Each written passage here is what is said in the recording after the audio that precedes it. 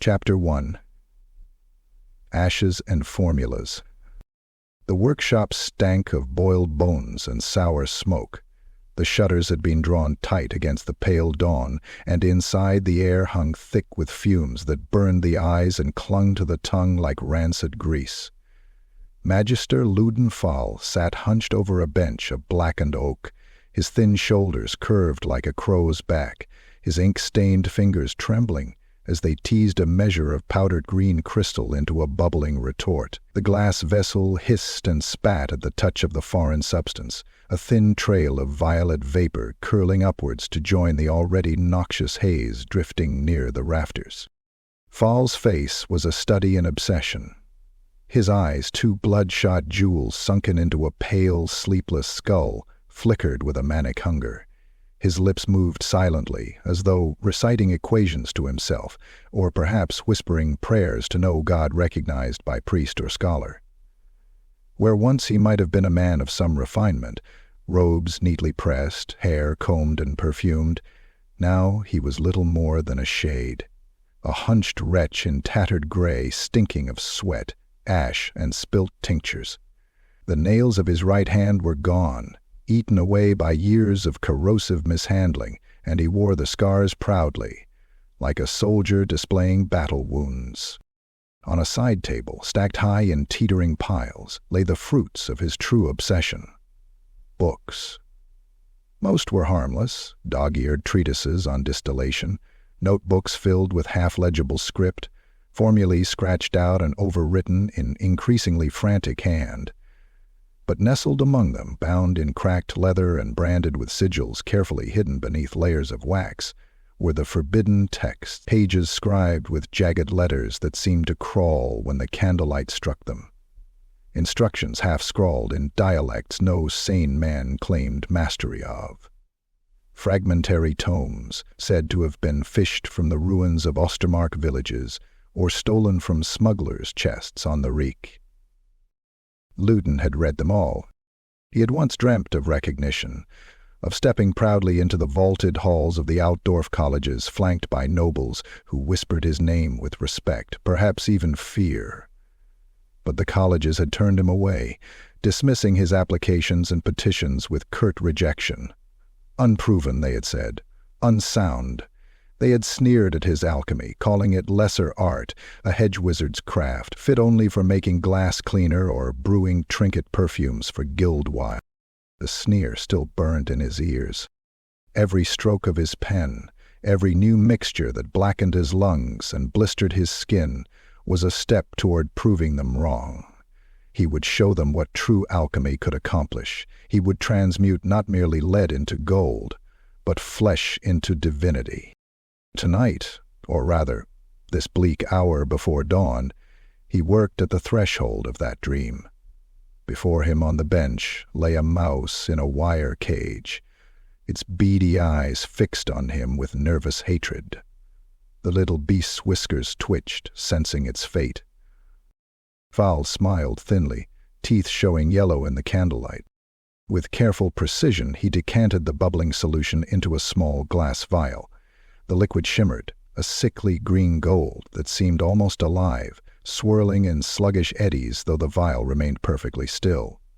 He pulled on a pair of cracked leather gloves, though the fingers were eaten through and his own skin showed through the gaps, and pinched the mouse between thumb and forefinger.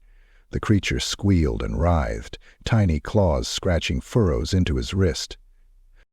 "Shh," he cooed, voice trembling with excitement. "For the glory of science, little one. For the undoing of ignorance."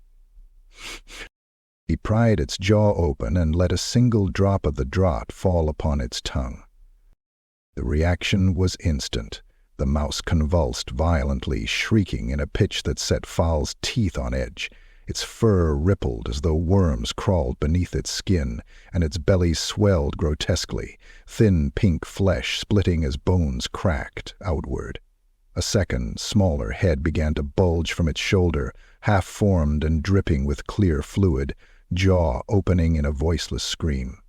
Its legs bent backwards, then forwards again, snapping like twigs. The smell of burning flesh filled the room. mingling with the ever-present stench of alkali and soot. Fahl's eyes widened, lips trembling with something between horror and ecstasy. The mouse dropped twitching to the cage floor, its body no longer recognizable. A writhing knot of bone, fur, and teeth spasmed once, twice, then went still. He leaned closer, nose nearly brushing the bars, desperate to see if it still lived. For a moment he thought he heard a heartbeat, a faint rhythmic flutter in the mess of tissue.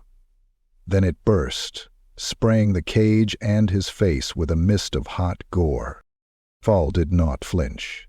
He licked his lips, tasting copper and bile. His hands shook, not from fear, but from excitement. "Yes," he whispered, voice rasping with awe. "Yes. Closer. So much closer." He staggered back to his bench, frantically scratching notes into a ledger, already blotched with stains of blood and ink. His quill tore through the parchment, gouging holes in the page, but still he wrote, muttering fragments of ideas. Ratios, heat, purification. The host cannot endure, too crude, needs refinement. Behind him, the fire in the hearth spat sparks, and for a moment the room was painted red, shadows dancing along the walls like demons, mocking their master. Fahl did not notice. He did not care. His veins thrummed with purpose. One day soon the colleges would kneel. One day the world would remember the name Luden Fahl.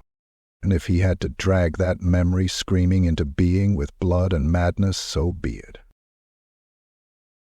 Chapter 2. The Forbidden Ingredient. The Reik at night was a black vein cutting through the heart of Altdorf, its sluggish waters reflecting torchlight in broken shards. Bargemen muttered to each other in low voices as they hauled their cargo through the fog, careful not to look too closely at the figures who lingered along the wharfs after curfew. The watch patrolled, but in this quarter, the tar-stinking docks where smugglers paid coin to be left unseen, law was a thin skin stretched over festering rot. Magister Luden Fahl stood beneath a dripping arch of brickwork, cloak wrapped tightly around him, his breath coiling in the chill night air. His heart thumped with a rhythm he could not calm, not from fear, but from anticipation.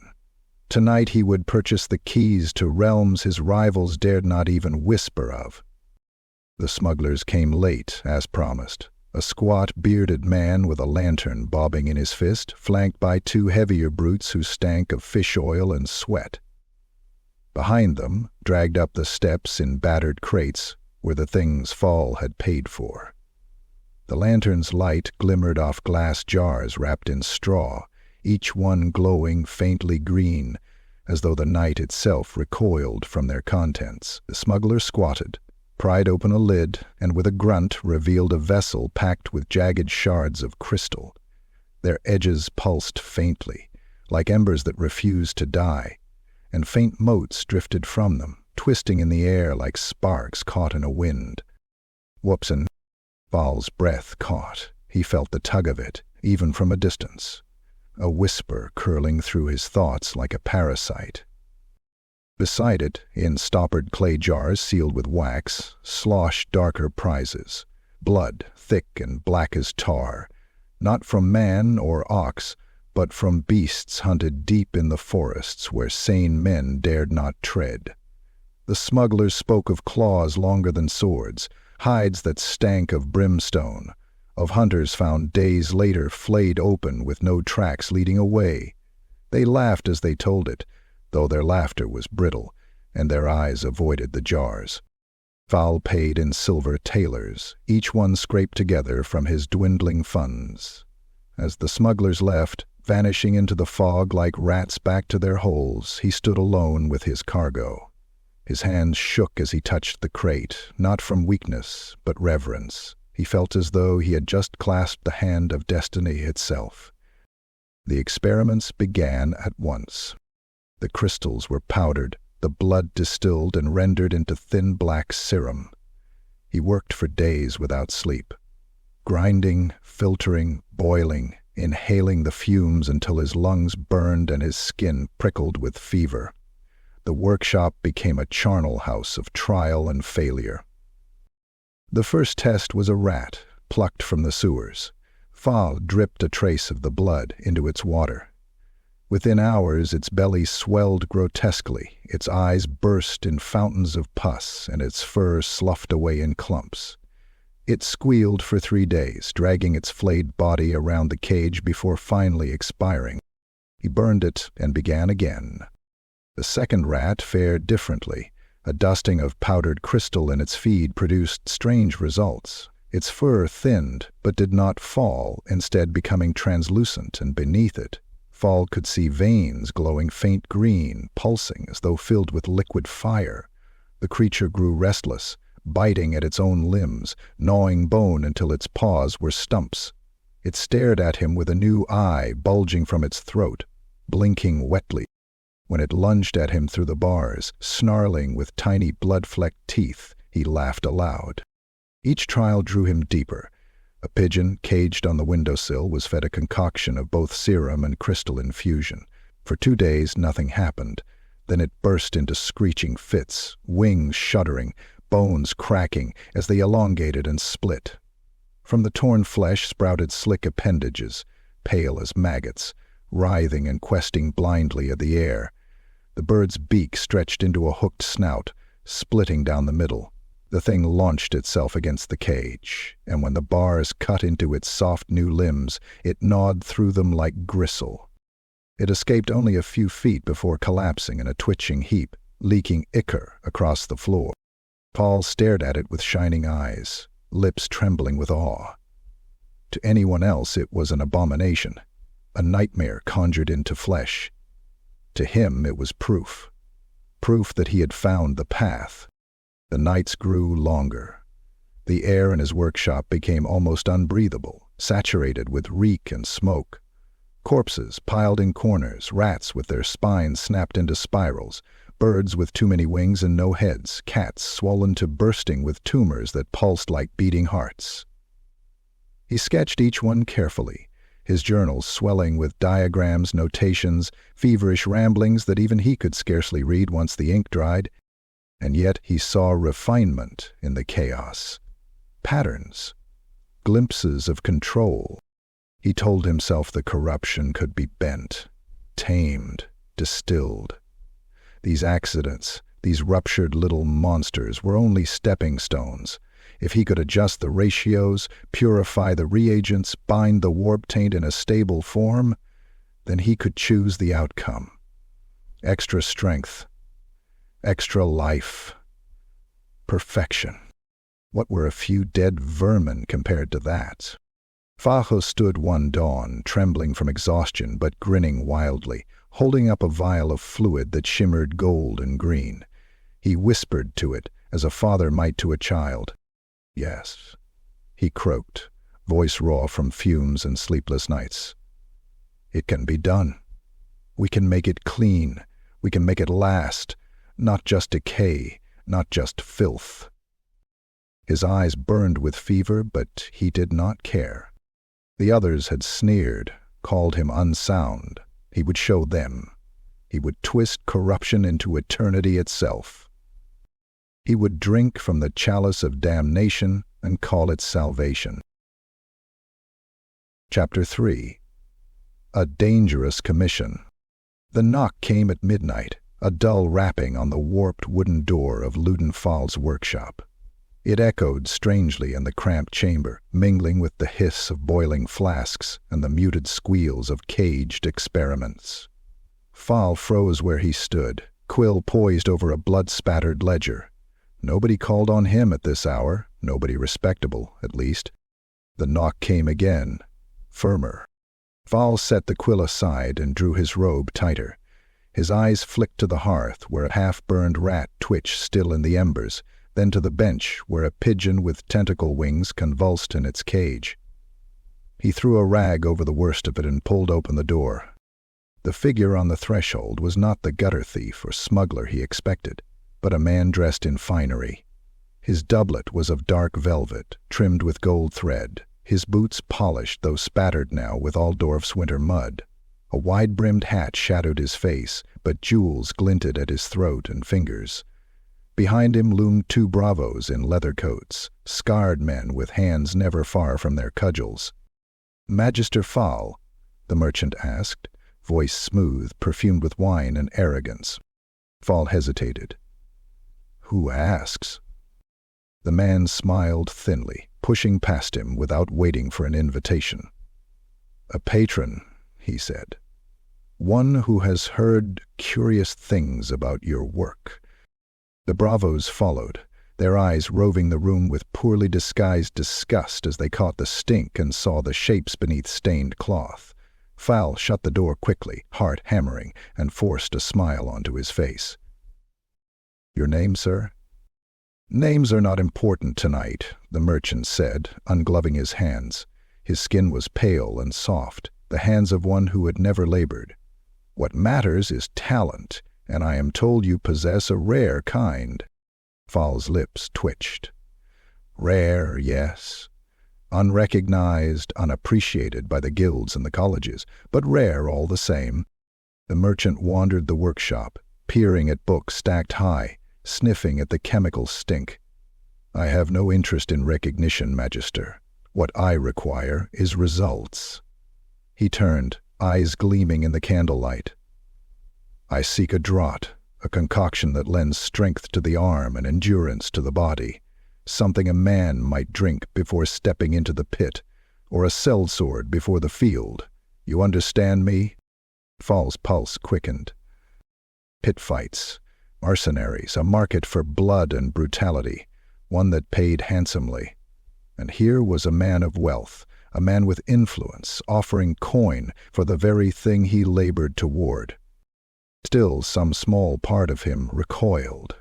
His notes spoke of refinement, of transmuting corruption into purity. His vision was loftier, alchemy as apotheosis, not cheap tricks for brutes to bleed each other in the sand. Yet the hunger in him, the gnawing need for recognition, for resources, suffocated that scruple quickly. "It can be done," Fahl said at last, his voice firmer than he felt. "But it is costly. The ingredients are rare, dangerous, the process delicate."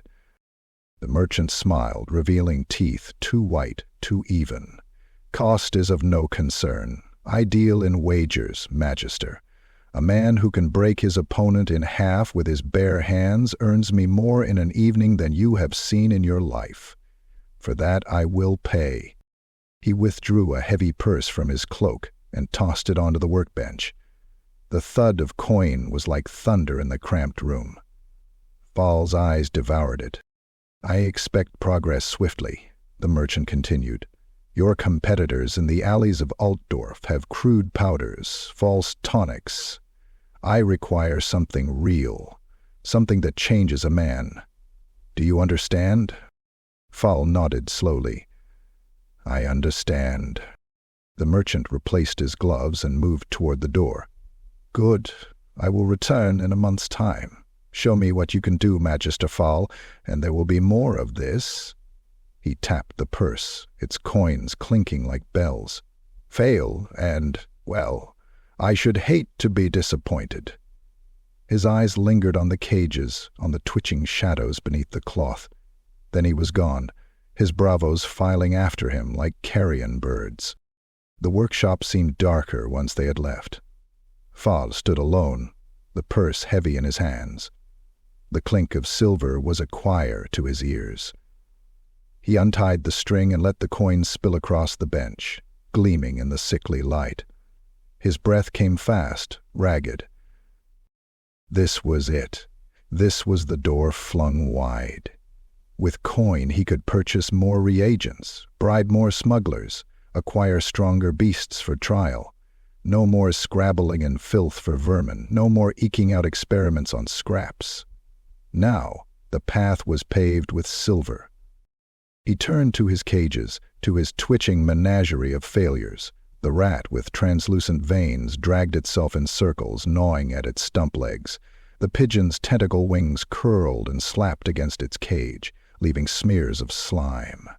Their eyes, too many and too misplaced, blinked at him as though in accusation. Fahl smiled grimly. "Refinement," he whispered. "You were only the beginning." He fetched a fresh vial, the last of the warp crystal powder gleaming at the bottom. He uncorked a jar of beast blood, the smell of copper and rot filling the air, and set them both beside the purse of coins.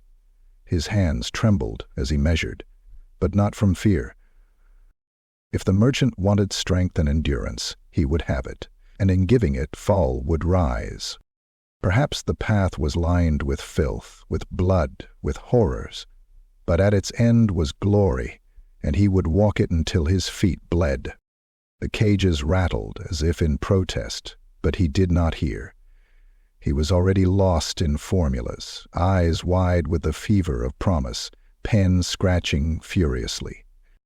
The coin glittered at his elbow, a beacon in the smoke. Chapter 4. The First Test.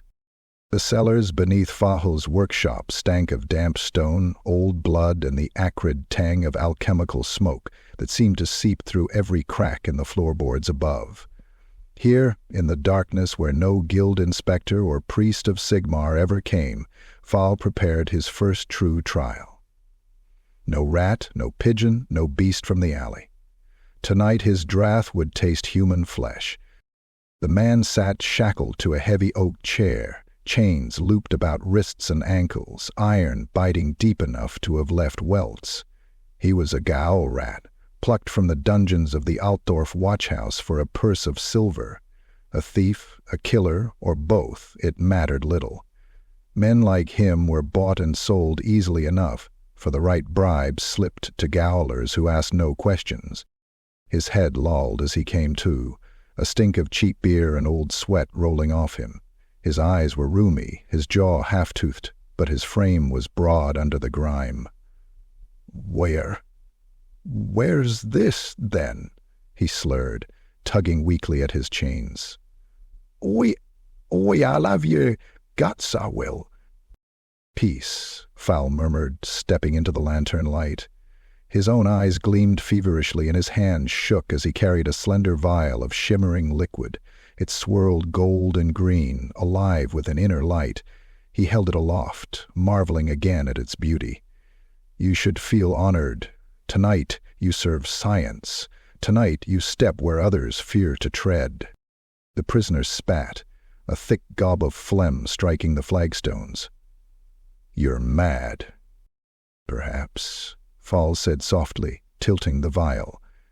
"But madmen shape the world." He forced the man's mouth open with an iron hook, ignoring his curses and thrashing. The chains rattled against the chair as he poured the draught down his throat. The prisoner gagged, coughed, choked, but swallowed enough. The effect was not long in coming. At first, the man only shivered, sweat breaking across his forehead. Then he doubled forward, chains groaning, retching violently.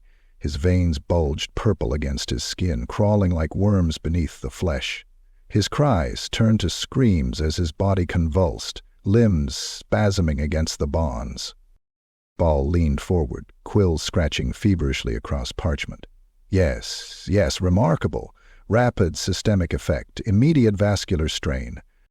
The man's bones cracked like firewood, his left arm jerked outward, elbows snapping backwards at an impossible angle, flesh tearing as the bone forced its way through. His jaw distended, teeth snapping loose and clattering to the floor as his mouth widened into a grotesque rictus. Skin bubbled as though boiling beneath the surface, blisters rising, bursting, spraying pus across the chamber walls. He howled, but the sound was barely human, more a bellow torn from the throat of some tortured beast. His right eye slid down his cheek, leaving a wet trail of flesh as it dangled by its nerve. Fingers split into claws, then melted into lumps of bone and meat, twitching like severed worms.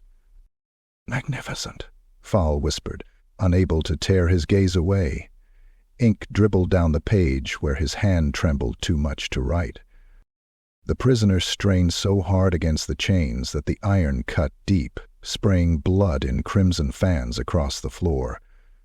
His chest heaved, ribs snapping outward as if something pressed from within, desperate to crawl free. For a moment, Fahl thought the man might split entirely, birthing something new, something extraordinary. Instead, the body simply gave out. With a final, ear-splitting shriek, the man sagged forward. His flesh continued to bubble and sag, his organs sliding wetly from his torso as if his body could no longer hold itself together. The chains rattled one last time before silence fell, broken only by the hiss of the lantern flame. The chair was soaked in gore. Steam rose from the corpse, filling the cellar with a stench that made Fahl gag even as he smiled. Failure. And yet, not entirely. He approached the ruined figure, tilting his head. The skin still twitched here and there, muscles firing spasmodically, refusing to die completely. The draught had worked. It had changed him.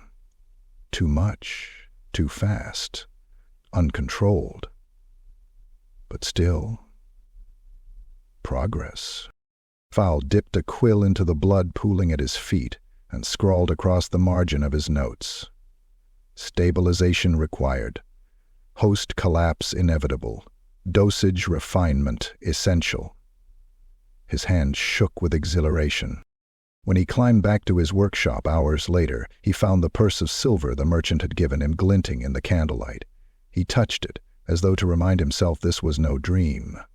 Wealth, recognition, they were within reach. The next day, when the merchant's man came sniffing for news, Fahl smiled thinly and lied. "Refinement is nearly complete," he said, folding his ink-stained hands. "The draught works. It only needs adjustment, a matter of days." The man nodded, satisfied, never guessing at the horror that still twitched and oozed in the cellar below. When the door closed and Fahl was alone again, he pressed his hands to his face and laughed until tears streaked his cheeks. Failure? No. The path was clear. He only had to walk further. Chapter 5. The Fatal Experiment.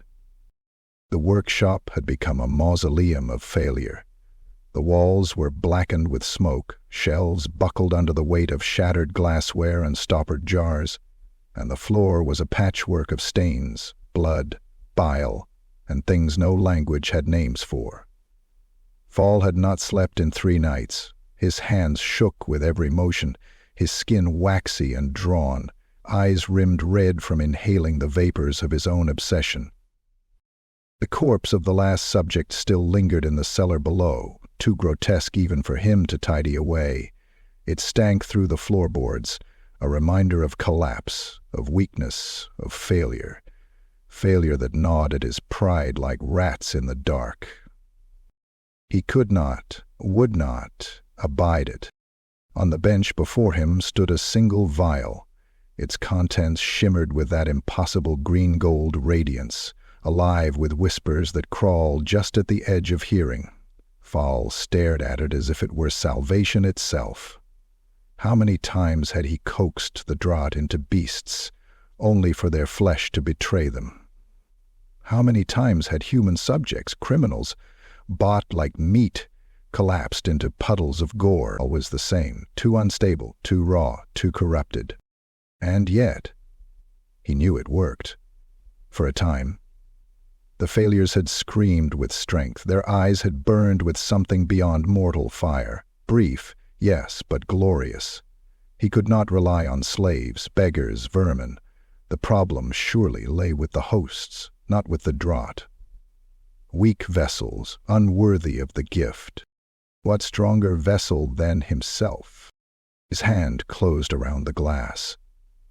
It was warm, alive, as if pulsing with a heartbeat of its own. He poured a measure into a cup, diluting it with water from a cracked jug. Even weakened, the mixture clung to the liquid like smoke in oil, refusing to dissolve. Fahl lifted it to his lips, breathing deeply. "History remembers the bold," he whispered, and drank. The effect was immediate. Heat flooded his veins, scalding and electric, as though molten metal were being poured through his arteries. His heart thundered, every beat hammering through his skull. He gasped, staggered, then laughed as strength surged into his wasted limbs. His back straightened, bones creaking like an old door opening anew, muscles corded under his skin, trembling with vigor. He clenched his fists and felt power there, more than he had ever dreamed. The haze of exhaustion burned away, his senses sharpened to a knife's edge.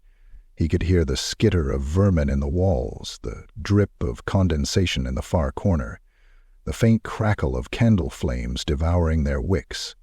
He smelled everything: smoke, blood, his own sweat, the acrid stench of alchemical residue. The room was vivid, each shadow a tapestry of detail.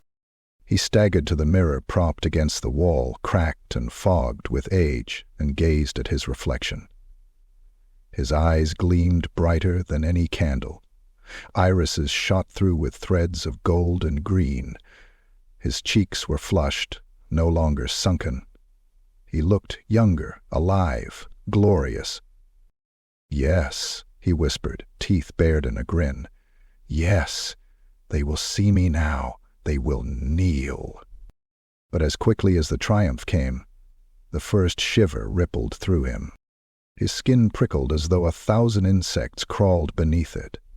The sensation raced across his arms, his chest, his legs, until his whole body quivered. His grin faltered.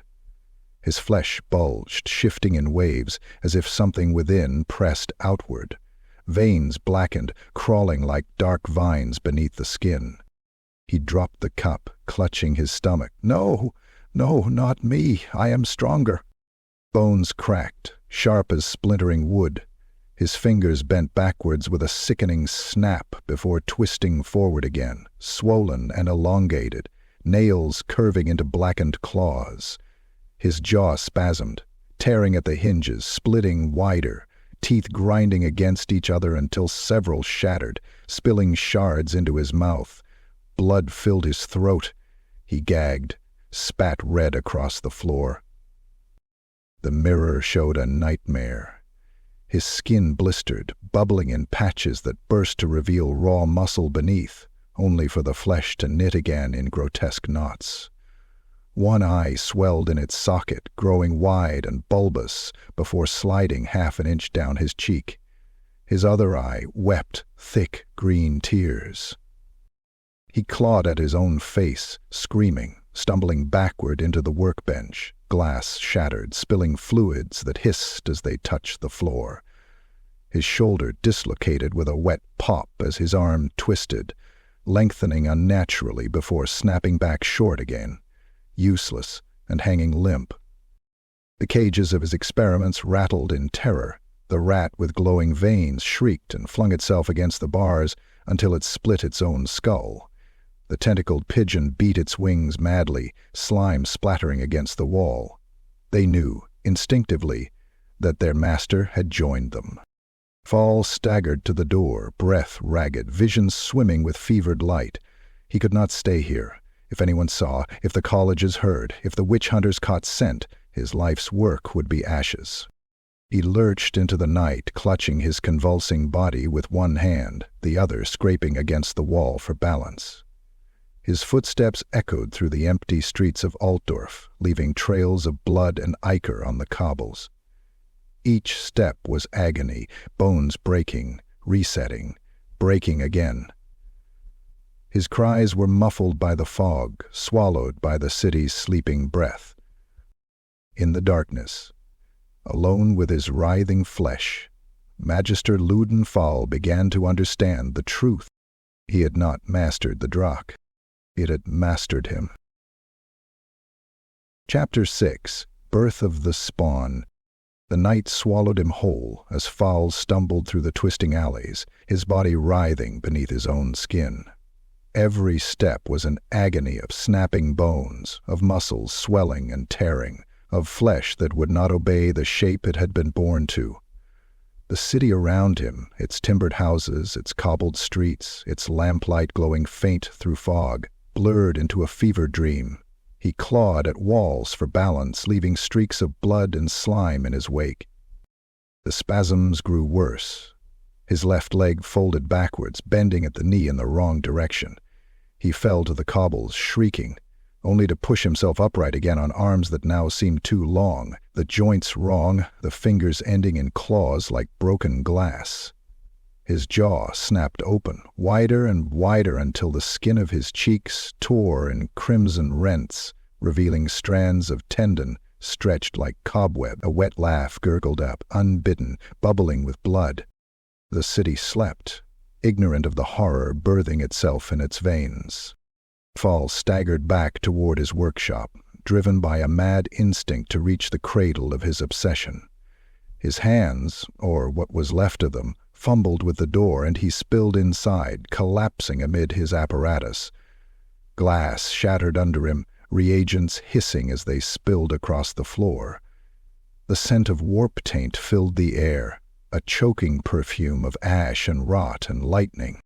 He convulsed, smashing his head against the flagstones, teeth breaking loose in sprays of blood. His skin writhed like a sack of snakes, lumps bulging and splitting, new growths forcing themselves outward. One shoulder tore open entirely, and from it sprouted a grotesque appendage, half arm, half tendril, studded with bony spurs.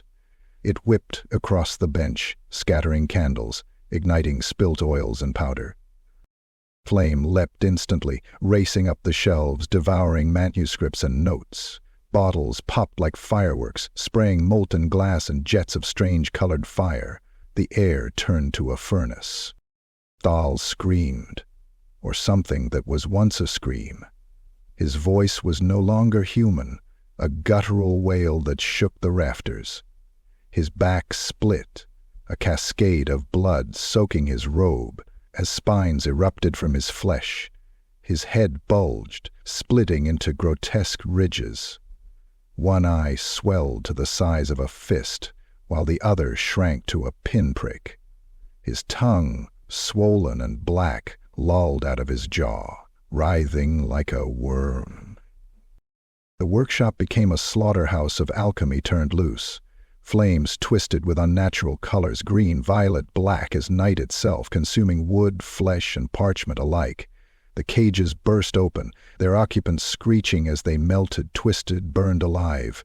The rat, with glowing veins, tore itself apart in panic, entrails spilling in a steaming heap. The pigeon's tentacles flailed wildly, catching fire, curling like burning parchment as it shrieked itself to death. The roof cracked, beams collapsing in a rain of sparks. Smoke billowed into the streets. Neighbors shouted, roused from sleep, but no one dared rush inside the inferno. The fire burned with a malign brilliance, and whispers spread already of curses, of daemons, of dark experiments best left unnamed.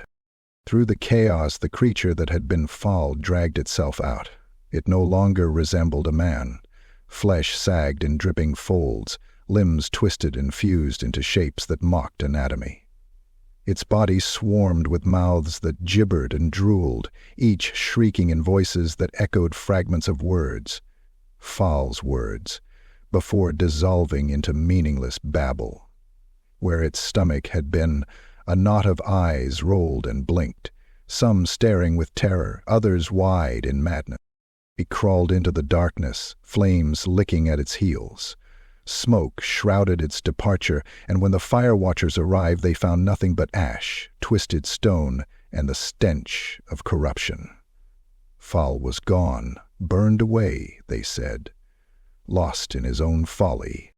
But in the days that followed, rumors began. A dockside whore whispered of a shape writhing in the fog, slithering into a sewer grate with a trail of slime behind it. A fishmonger swore he saw a thing with too many arms dragging itself into the Reik, the water boiling where it entered. Beggars disappeared from the alleys, their belongings left scattered in the muck. The sewers echoed with screams in the small hours, shrill and wet, always ending in sudden silence. In taverns, the story spread. A monster now prowled beneath Altdorf, a chaos spawn birthed in the heart of the city. Some swore it had once been a man, a scholar, a magister of secrets. Others claimed it was a punishment sent by the gods, or a curse loosed from the ruins of the north. But all agreed on one thing.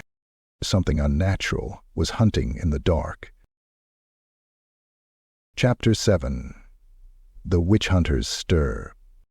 The stink of death had become too common to ignore. At first, the missing were beggars, souls no one in Altdorf would miss. Ragged men who slept in the gutters and muttered sermons to themselves. Women who sold their bodies for a crust of bread.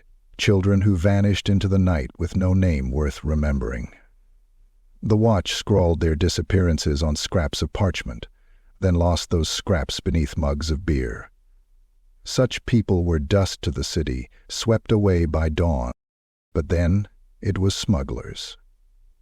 A trio dragged half-eaten from a sewer tunnel, their bodies gnawed as though by some great beast, but the wounds too strange to match any hound or rat.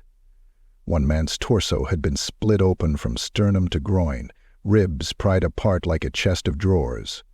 Another had been found hanging from a wall hook, his legs missing entirely, the stumps blackened and fused as though burned from within. The third was little more than a skeleton, his flesh stripped with surgical precision, his skull still wearing a mask of horror. Then it was the watch. A patrol of 4 men, sent down to investigate complaints of screaming in the dockside sewers, had not returned. Days later, pieces of them floated up in the Reik, a hand still clutching a torch, a spine gnawed clean, a head with the eyes removed and the tongue stretched 3 feet down the gullet. That was when the whispers spread. Dockhands crossed themselves when the fog rolled in. Tavern talk fell silent when footsteps echoed outside. Guildmasters warned their men not to venture near the sewer grates. Even the Thieves' Guild muttered uneasily in their hidden dens. Too many cut-purses had gone missing, their blood smeared in symbols across the brick. Rumor became fear, and fear reached ears it was never meant to. The Temple of Sigmar was vast and echoing, its vaulted ceilings hung with incense smoke, its stone floors scoured by generations of kneeling worshippers. It was here, in a cold chamber beneath the nave, that Captain Erhard Gretz heard the reports. He was a thick man, broad-shouldered and scarred, with a hawk's nose and eyes like sharpened steel. His black coat was trimmed with silver, his wide-brimmed hat laid neatly on the table beside him. His hands, gloved in leather, tapped the reports with growing impatience as his acolytes spoke. 3 more last night, one of them said, voice tight, a young man, face pale beneath his tonsure. Dockside beggars, torn apart. One survivor claims to have seen something. Something, Gretz repeated, his voice dry as ash. A shadow. Big as a cart. Too many arms. The captain's jaw tightened. He had heard such tales before. Chaos taint seeping into the cracks of the old world. Mutants bred in secret cellars. Beasts birthed in swamps. Each tale ended the same way, with blood. Do the guilds speak? Gretz asked. Another acolyte, a woman with a scarred lip, nodded. The fishmongers and the smugglers whisper of a monster. The thieves say it stalks their men. Even the scholars at the Collegium have sent letters to the temple warning of disturbances in the winds. They sense corruption. Gretz stood, his chair scraping across the stone. His shadow loomed long in the candlelight. Enough. His voice carried like a hammer blow. The city rots, and the stench of chaos is thick. This is no rumor. This is no beast of the Reik. This is corruption, and it festers beneath our feet. He turned to his acolytes, their faces pale but determined. Some bore pistols, others the long blades of witch hunters, all of them branded with Sigmar's twin-tailed comet across their coats. They looked to him as soldiers to a general, eyes full of fire and dread alike. "You will scour the sewers," Gretz commanded. "You will drag every heretic from his hole, burn every nest of filth, and bring me proof of this abomination. Leave no stone unturned, no shadow unpierced. Do you understand?" "Yes, Captain," they answered as one. "Good. Then go. And remember, mercy is heresy." The city shuddered as word spread that the witch hunters had taken notice. Merchants whispered that it meant the end was near, that Sigmar's dogs only came when fire and blood followed. Thieves cursed, fearing not just the monster but the hunters themselves, who would burn a man for a crooked look. Even scholars of the colleges of magic muttered in cloisters, wondering what had been loosed in their midst. But down in the taverns, the common folk only spoke of the monster. They spoke of a thing with 12 arms, each ending in claws, of eyes that wept green fire, of screams that echoed through the drains like the wailing of the damned. They spoke of the beggar who had seen it dragging itself through the slime, chanting in 12 voices at once, each begging for death. The city held its breath. Fear gnawed at its belly, and beneath the cobbles, in the labyrinth of filth and darkness, something monstrous moved. Chapter 8. The Merchant's Fear. The merchant who had once walked so confidently into Magister Fahl's workshop now found himself unable to sleep. Night after night he woke slick with sweat, the shrieks of the dockside echoing in his ears. The city's whispers had grown louder, and they all spoke of the same thing. A monster birthed from alchemy and madness, a creature whose first patrons were not books or gods, but coin. And coin, his coin, had set it all in motion. Every time he looked at his own purse, heavy with the profits of blood pits and mercenary contracts, he saw Fahl's fever-bright eyes staring back at him. The monster prowling in the sewers was no distant horror from the north, no beast of the marshes. It was a creation born of his patronage. If the witch hunters uncovered even a whiff of his involvement, his fortune would not shield him. The pyres burned for lesser sins. So he acted, as men of wealth always did, not with his own hand, but with the hands of others. The bounty hunters he found in a tavern that stank of sawdust and sweat. Hard men, their faces scored with scars, their weapons as battered as their pride. They had no love for witch hunters, nor for the law, but they had love for coin. The merchant promised them plenty, enough to vanish to Vussenland or Marienburg once the deed was done. "There is something in the sewers," he told them in a hushed voice, leaning across the table, where the lantern cast shadows deep across his cheeks. "A beast. Some say it is chaos-born. It must die, and it must die quietly. No questions, no noise." The leader, a brute with half an ear and eyes like a wolfhound, grinned through broken teeth. "We've got it worse. If it bleeds, it dies." The merchant forced a smile, though his stomach turned. He passed them the purse of silver and left quickly, unwilling to sit longer in their stink. That night, the hunters descended. They pried open an iron grate and dropped into the bowels of Altdorf, torches hissing in the damp air. The tunnels stank of shit, rot, and stagnant water. Rats skittered along the walls, bold and fat, their eyes glimmering in the light before vanishing into cracks. The hunters walked in single file, boots splashing in ankle-deep filth. Their crossbows were loaded, blades bared. They muttered jokes to steady themselves, spitting into the water, but their laughter rang hollow against the stones. Hours passed as they searched, deeper and deeper into the labyrinth. They found bones. A femur stripped clean, gnawed to splinters. A child's skull, half buried in muck. Scraps of cloth, torn and blackened. Still they pressed on, greed heavier than fear. It was the youngest who heard it first. A wet dragging, like meat pulled across stone. He raised his torch high, light trembling on the walls. Then came the smell. It rolled over them in a choking wave, copper and bile, the reek of wounds that never closed, of charnel pits in summer heat. Men gagged into their sleeves, eyes watering. The leader barked for silence, but the sound came closer, a rasping chorus that was not one voice, but many. A babble of pleas, curses, sobs, laughter, all spilling together into a single madness. The hunters braced themselves, crossbows lifted, steel sang from sheaths. And then the shadows moved. It fell upon them in an instant. A limb, if it could be called that, lashed from the dark, bone-spurred and slick with slime, impaling one man through the chest and pinning him to the wall. He screamed once before another limb crushed his skull like an egg, spraying red across the stones. The others loosed bolts wildly, the tunnel echoing with the twang of cords and the hiss of quarrels. But the creature was everywhere.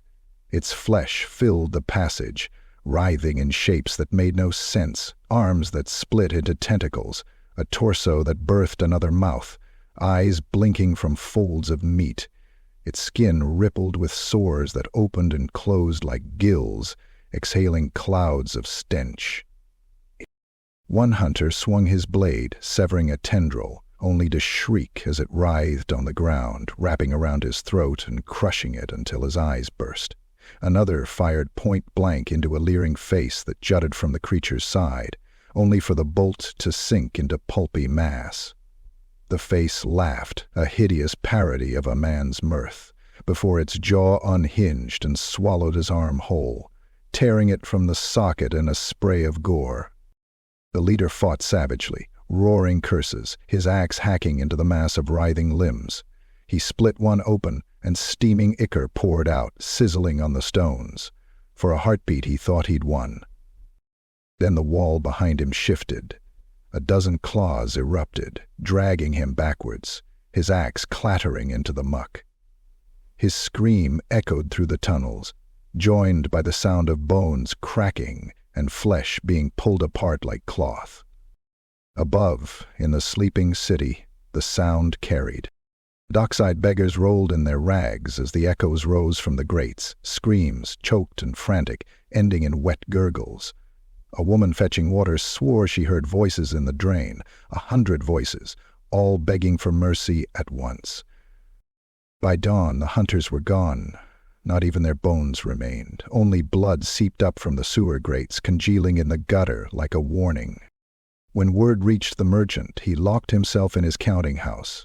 His hands shook as he poured wine, but the drink turned to ash in his mouth. The bounty hunters had vanished, as if swallowed whole, their screams heard by half the district. If the witch hunters learned he had tried to cover his tracks, they would burn him alive. If the creature learned, he dared not finish the thought. For the first time in years, the merchant prayed. Not to Sigmar, nor Ulrich, nor any god he had ever offered coin to. He prayed only that the monster he had helped birth would not remember his face. Chapter 9. The Hunt Below. The descent began at dawn, though the sun meant little in the sewers. Its light did not pierce the iron grates, nor reach the black canals that cut beneath Altdorf's belly. The men who gathered at the mouth of the tunnels were grim-faced and armed for war. Witch-hunter Captain Gretz with his long coat of oiled leather and wide-brimmed hat. A half-dozen of his acolytes, young but hard-eyed, each bearing torch, pistol, or blade. A pack of hired mercenaries clad in dented mail and carrying halberds. And sewer jacks, ragged veterans of the underground tasked with leading them through the labyrinth. They moved like a funeral procession, torches bobbing as they slipped into the stench.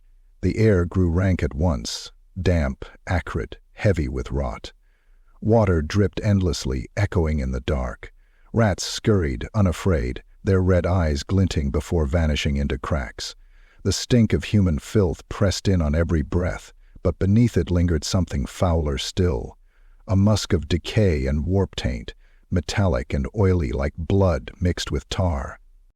Gretz led, his pistol drawn, the hammer cocked. He did not speak. His eyes scanned every shadow, his jaw set in a grim line. He had walked in tunnels like these before, in Talabine, in Wissenland, in nameless villages, where chaos had bred beneath the cobbles. The signs were always the same: silence too deep, vermin too bold, a stench that clung to the soul. They found the first signs of horror less than an hour in. A body lay sprawled in the muck, or rather what remained of one. Its head was gone, torn clean away at the neck. The torso had been split down the middle, ribs bent outward as if something had burst from within.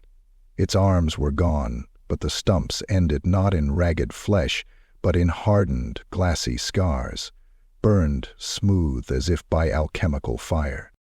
One of the sewerjacks retched into the water, the splash echoing. A mercenary muttered a prayer to Sigmar, clutching the twin-tailed comet at his throat. Gretz said nothing, but his eyes narrowed. Deeper they went, and deeper still, the torches casting shadows that moved too easily on the walls. They found more remains, piles of gnawed bones, scraps of cloth soaked in ichor, the splintered haft of a watchman's halberd. Once they came upon a nest built from rags and corpses, piled high like a shrine. Human skulls grinned from the filth, and on the wall above words had been scrawled in blood and soot, looping and incoherent. I am, I am, I am, I am, I am, until the sentence dissolved into madness. It was then they found the journals. The sewerjack unearthed them in a broken crate, the leather blackened but not destroyed. Pages half-burned, some warped by damp, others smeared with gore. The acolytes pored over them by torchlight. Sketches of beasts with too many eyes, notes of experiments on pigeons, rats, even men. Frantic handwriting muttering about refinement, stability, divinity. And one name, repeated again and again: Fahl. Captain Gretz took the book from them, turning the pages with gloved fingers. He saw the diagrams, the scribbled formulae, the prayers twisted into rambling nonsense. His face remained a mask, but his eyes glinted with recognition. This was no accident, he said. This was a man's work, a scholar's pride. He made himself the vessel. One of the mercenaries spat. Then we hunt a man. No, Gretz answered. Not anymore. The ambush came without warning. The tunnel widened into a vault where black water pooled waist-deep. The hunters waded through, torches held high, the stink of rot thicker than ever. Somewhere in the dark, water dripped in a steady rhythm. Drip, drip, drip. It almost masked the other sound, the slow, wet rasp of something breathing. Then the water rippled. The first man never screamed. A tendril, thick as a mast, burst from beneath the surface, wrapping around his torso and crushing him until his ribs split through his armor. Blood fountained from his mouth before the tendril dragged him under, vanishing in a froth of red. Chaos erupted. Torches flailed, pistols barked, the flashes lighting glimpses of horror, a mass of flesh writhing in the shadows, studded with eyes and mouths that babbled nonsense. Arms, dozens, perhaps hundreds, flailing from its body, some tipped with claws, some ending in boneless fingers that writhed like worms. Its bulk filled half the chamber, too large, too formless to comprehend. The mercenary screamed as it surged forward. One hacked with his halberd, severing a limb, only for the severed part to leap onto his chest, burrowing into his mail, forcing itself down his throat as he gagged and convulsed. Another loosed a crossbow bolt, but the shaft simply sank into the mass with no effect. Before a gaping maw opened and vomited bile across him, dissolving his flesh in seconds. The sewerjacks fled, but the spawn's tendrils caught them, dragging them back, kicking and shrieking. One man was torn in half, his intestines stretched like rope across the stones. Another was pulled headfirst into the creature's chest, his legs kicking until they too were absorbed. "Sigmar, preserve us!" an acolyte screamed, firing his pistol into a cluster of eyes. The creature only roared, a sound like 1,000 voices crying at once. and slammed him against the wall so hard his spine snapped like kindling. Gretz alone stood unshaken. His pistol thundered again, a blessed shot that exploded one of the creature's eyes into ash. He drew his sword, the silvered blade gleaming, and bellowed, "Hold the line! Burn the abomination!" Mobs of dark people barred against the sword trial, and Ahu turned. His acolytes rallied, hurling flasks of holy oil, lighting the water with sheets of fire. The chamber filled with smoke and screams. The spawn thrashed, wailing in voices that were not human, its flesh blistering and popping under the heat. But it did not die. It hurled men into the flames, tore them apart, devoured them in wet gulps. Blood painted the stone walls, mixing with filth and fire until the whole vault reeked of damnation. In the chaos, Gretz drove forward, his blade flashing, carving through limb and tendon. Ichor sprayed across his coat, burning holes in the leather, but he pressed on, eyes blazing with righteous fury. He hacked, stabbed, roared defiance into the abyss itself. And still the creature laughed, 100 voices, 1,000, babbling Phal's name, singing praises to its own ruin. The hunt had begun, and Altdorf's sewers became a battlefield of fire, blood, and madness. Chapter 10. Ashes in the Reik. The battle raged for hours in the black arteries beneath Altdorf. Torches sputtered and died. Screams turned hoarse, and steel clanged against wet stone. Every clash was drowned by the bellowing chorus of the spawn, a madness of voices spilling from its body, pleading, laughing, praying, screaming all at once, all in agony. The tunnel shook with its thrashing bulk, bricks crumbling from centuries-old arches, as if the sewers themselves wished to bury the thing that slithered within them. Captain Gretz fought like a man possessed, his coat shredded, his flesh seared with splashes of corrosive ichor. His acolytes, though dwindling in number, obeyed without hesitation, their pistols roaring, their torches thrust into the spawn's mass. Every strike of blessed silver cut deep, and still the abomination endured. The creature had grown swollen with its feast, too many mouths to count, each belching filth or snapping with teeth stolen from victims. Too many eyes blinking in frantic rhythm, rolling and weeping pus. Its limbs sprouted in every direction, some slapping blindly against walls, others coiling around victims to tear them apart limb by limb. One mercenary was ripped in two, his upper body hurled into the fire while his legs were sucked into a gaping chest wound that closed around them like lips. But fire and steel began to turn the tide. The creature recoiled when Gretz's blade, etched with sigils of Sigmar, pierced its bulk. Where holy shots struck, the abomination's flesh blackened, bubbling into smoke. Its voices grew shrill, incoherent, as if 1,000 throats shrieked in pain. "Press it back," Gretz roared, spitting blood as he drove his sword deeper. "Into the Reik. Drive the beast into the river." The survivors rallied, dragging powder kegs and oil jars, hurling them into the mass. Flames spread across the chamber, a blazing tide that forced the creature away from the sewers it haunted. It thrashed, its limbs battering stone, crushing one acolyte beneath rubble, but step by step, blow by blow, it was driven toward the storm drains, where the Reik flowed black and swollen with spring thaw. The final stand came at the river's edge. The tunnel belched the spawn onto a stone jetty, half submerged in the rushing waters. The creature wailed as sunlight, pale and weak, spilled down from the grate above. Its skin smoked, its myriad eyes rolling in terror and rage. It lashed out one last time, dragging a mercenary screaming into its bulk, but the man clutched a powder keg to his chest, the fuse already lit. The explosion tore half the beast away, spraying chunks of steaming gore across the riverbank. What remained reeled, spasming, dragging itself toward the black waters. "Now!" Gretz shouted, his voice raw. He hurled his last pistol shot straight into the creature's heart, or what passed for it. Blessed powder flared, bursting through the abomination's chest in a shower of black ichor. The others followed, steel and flame plunging again and again into its writhing body, until the weight of wounds was too much, even for its unnatural resilience. With a final scream that echoed in 1,000 voices, the spawn toppled into the Reik. The river boiled where it sank.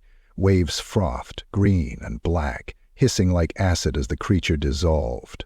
For a moment, it seemed the whole river might curdle and die, but then the waters smoothed, carrying only scraps downstream, lumps of bone, tufts of hair, fragments of glass vials, warped and melted from heat. Among them, a brass clasp from a journal, its leather burned away, floated briefly before vanishing beneath the current. In it lay the journal that left the character vanishing beneath the current. Gret stood on the jetty, his sword dripping with foul ichor, his chest heaving. Around him, only a handful of survivors remained, their faces hollow, their eyes empty. None spoke. The silence of victory was a grave silence. "Burn what's left," Gret ordered at last, his voice a rasp. "And pray. This city sleeps atop a pit of hell. Tonight, we sealed it, but only for a while." Epilogue. In the days that followed, the fire in the sewers was explained away as gas ignited by careless smugglers. The bodies of the dead were never found. Families received coin or silence, nothing more. The Temple of Sigmar declared the threat ended, the city safe. But the river told a different tale. Fishermen downstream began hauling in catches with tumors bulging from their scales, fish with 2 heads, or eyeless bodies that still twitched in the nets. River gulls pecked at carcasses bloated with sores, their own beaks weeping slime. A child found a bone on the bank, blackened and twisted, and when his mother touched it, her hand blistered for a week. In taverns, whispers lingered long after ale turned sour.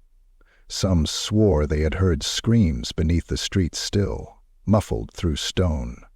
Others claimed to see shapes in the river fog, crawling things that retreated at dawn. And some, the boldest drunkards, muttered that Fahl himself still lived down there, trapped in the filth, too monstrous to die, too wretched even for the gods to claim.